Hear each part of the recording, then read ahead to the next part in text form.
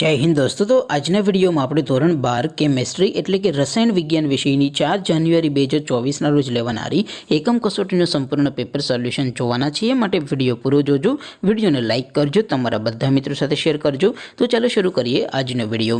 દોસ્તો ધોરણ 12 કેમેસ્ટ્રી એટલે કે રસાયણ વિજ્ઞાન વિષયની 4 જાન્યુઆરી 2024 ના રોજ લેવાનારી એકમ કસોટીનું સંપૂર્ણ પેપર સોલ્યુશન PDF ફોર્મેટમાં ડાઉનલોડ કરવા માટેની લિંક આ વિડિયોના ડિસ્ક્રિપ્શનમાં આપેલી છે। તેના પર ક્લિક કરીને તમે સંપૂર્ણ પેપર સોલ્યુશનની PDF ને સૌથી પહેલા ડાઉનલોડ કરી શકો છો। અથવા તો દોસ્તો સોલ્યુશનની PDF ડાઉનલોડ કરવા માટે તમારે ગૂગલ ઉપર સર્ચ કરવાનું છે www.mygkguru.in। આ વેબસાઇટ તમે સર્ચ કરશો એટલે જે પહેલી લિંક આવશે એના ઉપર તમારે ક્લિક કરવાનું છે। જેવું ક્લિક કરશો એટલે સોલ્યુશન માટેની mygkguru.in આ વેબસાઇટ ઓપન થઈ જશે।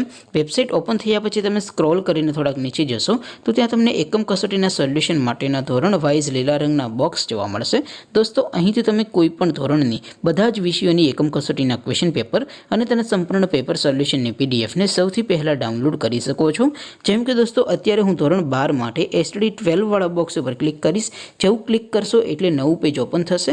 નવું પેજ ઓપન થાય એમાં તમે સ્ક્રોલ કરીને થોડાક નીચે જશો તો ત્યાં તમને STD 12 સાયન્સ પેપર સોલ્યુશન 2024નું એક બોક્સ જોવા મળશે। જેમાં દોસ્તો નીચે લખેલું છે STD 12 કેમેસ્ટ્રી પેપર।